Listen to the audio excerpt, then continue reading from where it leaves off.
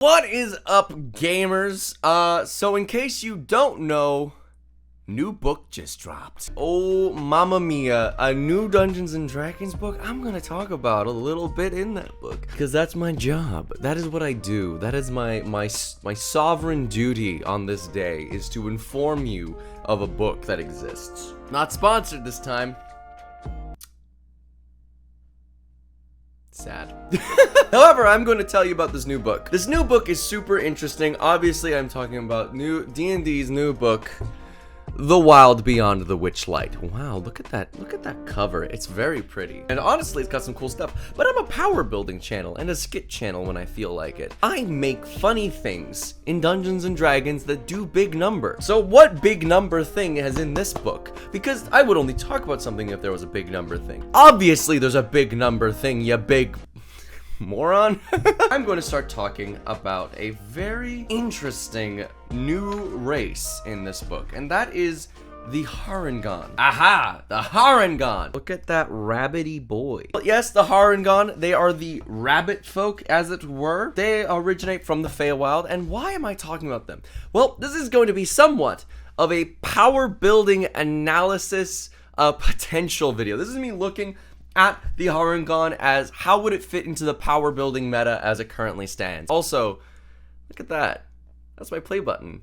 It's gonna be in all my videos from now on. It's a little dainty. It's actually quite large. It's just very far away. But yeah, it's my play button. The Harengon. So what can the Harengon do in terms of a power build? As it goes for stats, it seems like what Dungeons and Dragons is going to be doing, Wizards of the Coast is going to be doing moving forward, is all stat increases are going to be wherever you want to put them. Fairy and the Harengon both get a +2 and a +1 to any stats, to any 2 stats of their choice, or a +1 in 3 different stats. That is across the board for both the Fairy and the Harengon. And while the Fairy certainly is cool, it has some magic stuff as well as flight.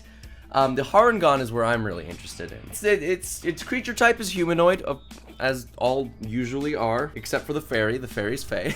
I'm being literally contradicted in the next sentence of everything I'm saying. This is off to a thunderous start. So what else does it get? Your speed, your walking speed is 30 feet. This is standard. However, you can be both medium or small. Usually if you're a small race, you have a slower walking speed. It seems like the Fairy and the Harengon both deviate from this. But then from here, we have 4 abilities: Hair Trigger, Leporine Senses, Lucky Footwork, and Rabbit Hop. So, I'm going to talk in these in descending or in ascending order of usefulness, starting with the least useful in my opinion to the most useful. So starting off, we have with the least useful ability the Harengon gets, the Leporine Senses. Leporine Senses seems to be honestly pretty mediocre. It's just you have proficiency in the perception skill. You get that for free. However, this doesn't really differ much from the abilities of, say, a custom lineage or a variant human. Both get a free skill of their choice. Usually, I slap perception down there because having proficiency in perception is very useful for your passive perception. Having that is kind of like, it doesn't really matter, but it's kind of nice that it's there. It's not, you shouldn't be picking the Harengon for its proficiency in perception. That would be, why would you do that? Why? Your ways are mysterious, you hoodlum, you miscreant of the night. Next up we have, in its next most useful ability, is its Rabbit Hop ability. Now, it's a movement ability, but its usefulness is curious. As a bonus action, you can jump a number of feet equal to 5 times your proficiency bonus without provoking opportunity attacks. You can use this trait only if your speed is greater than 0. You can use it a number of times equal to your proficiency bonus, and you regain all expended uses when you finish a long rest. So a Mario super jump, wahoo, bro. So this Rabbit Hop ability is very interesting. You can only use this trait only if your speed is greater than 0. So this means if you are in any way, if you are restrained or if you are being grabbed, you cannot use this Rabbit Hop ability, which is interesting. This is clearly something to be used to get out of sticky situations. I think it's a decent ability if you're working with more of a hit and run playstyle, but it's limited use to only a number of times equal to your proficiency bonus per long rest. Makes me think you want to use this more in tight situations. You don't want to make this Rabbit Hop thing a signature part of your battle strategy. At 5th level, which is where most campaigns start at, that's going to be 15 feet of possible potential extra movement. There is some use case for it, though I don't think it is going to be very common. I don't think you should be formulating your build around this ability. I don't think it's worth it. I think there are better bonus action movement options that have more use, that you can have more use out of them. Specifically, cunning action from the rogue will completely get rid of the use for this ability, but it's certainly nice if you're having something more like a wizard where you need to get out of the way quickly. Next, we have, in the next most useful ability it has, we have Lucky Footwork. When you fail a dexterity saving throw, you can use your reaction to roll a d4 and add it to the save, potentially turning the failure into a success. Can't use this reaction if you're prone or your speed is 0. So once again, we have another thing that has to do with its speed. But Lucky Footwork seems to be quite useful, actually. Being able to know if an ability has failed and then use your reaction to use this ability, that is quite useful. It will only add, because it's only a d4, that will only on average add 2 to 3 extra points to your whatever roll you just made. But in a pinch, if you have nothing else you can use for your reaction, that's great. There's no limited amount you can use this. You can just keep using it every single time you run into a dex save. So if you have no other way to mitigate the damage and you have to pass the save, this is a great way to do that. Or if you're completely out of resources, this is a lovely way to ensure that your character won't get completely blasted by that 8th level fireball. You might be able to take half damage. I think Lucky Footwork is really useful. Is it worth taking the Harengon race for? Maybe. I think it's good enough that it can keep your character out of trouble, certainly, but I don't think it's good enough that you should make your build surrounded by it, especially considering the fact that it's a reaction. It is already using up an action in your turn. You can't really, it's hard to really increase the amount you can save from this, because if you use your reaction, you still can't use your evasion, for instance, to completely mitigate the damage or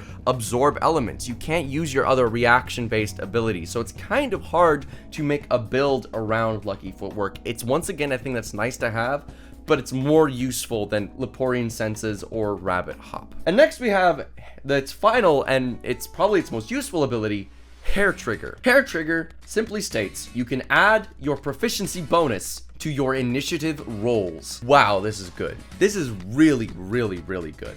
Being able to add your proficiency bonus means you have something that scales outside of your, that scales regardless of however many classes you are in, you are currently in. This can allow you to have some ridiculously high initiative scores at level 20 without even multi-classing. A Watcher Paladin or a Swashbuckler Rogue with the Alert feat, Max Charisma and Dex can both have a 21 initiative score for free, which is hilarious. That's without multi-classing. That beats my initiative score build that I made here, and I was like, had 4 multi-classes in that. That build was completely worthless outside of its initiative score. But with the Harengon, it's actually useful. The quote-unquote meta of Dungeons & Dragons power builds, I can easily see this becoming the staple pick if you want if you want to improve your initiative bonus on your build, or if you've got a slow character and you want to help beef them up a little bit with a better initiative score. Because initiative is incredibly important in Dungeons & Dragons. Going first can be the difference between being on the defensive or being able to go on the offensive for the rest of the fight. Most fights last anywhere from 2 to 3 rounds, so in that time you want to be going first, because then you get to dictate the flow of battle. You know, I think Sun Tzu once said, I don't know what fucking Sun Tzu said. I've never read Art of War. But Ash Ketchum once said, Pikachu, use quick attack. And that stuck with me. Use quick attack. Having the rabbit folk as on an initiative build is going to be very useful, because regardless of how many times you are multi-classed into something else, your initiative score will continue to go up with your proficiency bonus. You can have some ridiculously high initiative bonuses at level 4. You can potentially have if you use point buy and use the Harengon stats, you could get a plus 11 to your initiative score by level 4, which is ridiculously high if you're using point buy. So where do I think this race will end up sitting in terms of the meta of Dungeons and Dragons. It's really good. I think it's gonna completely replace, it completely replaces the niche of picking variant human solely for alert. Being able to take the Harengon means that at level 1, you're gonna be continuously getting a better and better initiative score. Initiative is obviously being very important. It allows you to be fast. It allows you to beef up, and speed up other slower builds. For instance, a strength-based fighter, are usually quite slow, as are wizards. So having this ability to add your proficiency bonus to your initiative or to your initiative rolls is insurmountably good. Definitely the best ability that the Harengon is gonna get. I think overall, I'd say that this thing is gonna end up being very high, and I think you can expect to see a lot more Harengons in your game